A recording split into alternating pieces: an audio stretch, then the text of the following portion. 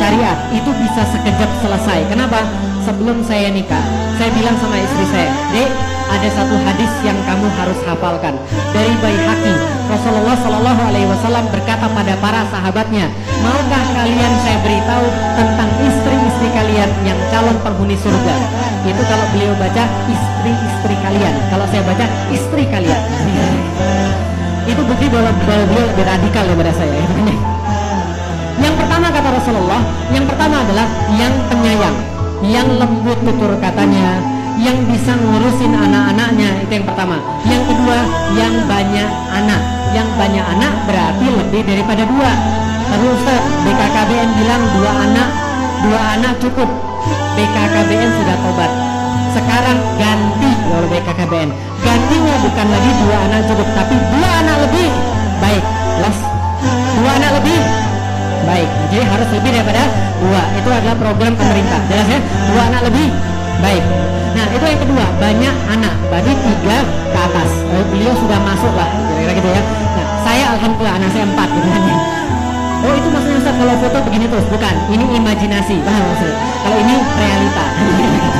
Baik, nah yang kedua adalah banyak anak. Yang ketiga adalah kata Rasulullah yang paling bermanfaat buat suaminya. Ya, kalau suaminya di rumah, menyenangkan bagi suaminya. Kalau suaminya pergi, dia menjaga dirinya di hadapan Allah Subhanahu wa Ta'ala.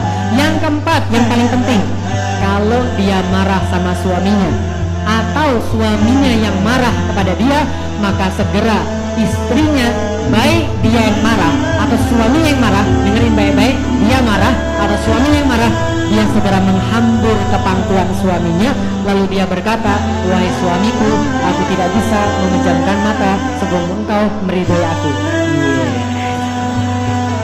Itu cuma ada di dalam Islam, dan itu baru bisa berlaku kalau orangnya paham agama. Lah kalau orangnya paham agama, kayak saya sama istri saya, Dek, Umi ingat hadisnya, langsung yang terjadi berikutnya episode yang sudah kita tahu sama-sama.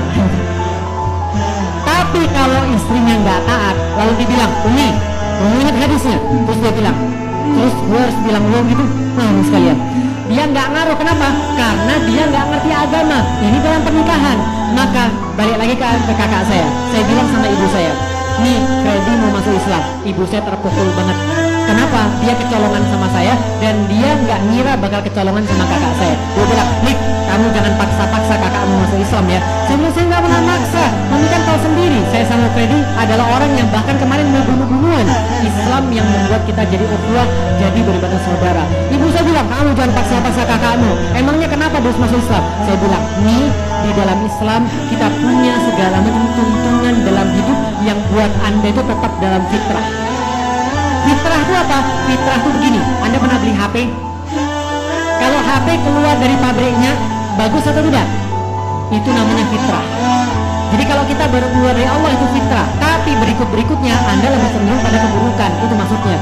Supaya kita tetap fitrah, maka ada syariat. Supaya hidup kita bisa benar, hidup kita bisa enak, hidup kita bisa bagus. Allah nggak perlu syariat. Yang perlu syariat kan kita, bukan Allah. Maka saya bilang sama ibu saya, kalau supaya hidup bisa baik, berkeluarga jadi baik, ngurusin kemudian uang jadi bagus, bertetangga jadi bagus, bersosial jadi bagus, bernegara jadi bagus, makanya ada syariat. Ibu saya bilang, emangnya rumah tangganya Muhammad bagus apa? Kakak saya yang jawab, bukan saya. Saya mau jawab tapi saya tahan. Yang jawab kakak saya. Ya, kakak saya bilang, istrinya banyak tuh. Betul juga ya sebenarnya. Lah, istri satu aja kita susah, tapi Nabi Muhammad memberikan solusi. Istri banyak bisa bagus, istri banyak bisa sakinah. Teori doang Ustaz, tapi mau penjelasannya nanti. Allahu Akbar. Ya itu cita-cita aja, teori aja, itu kan ya.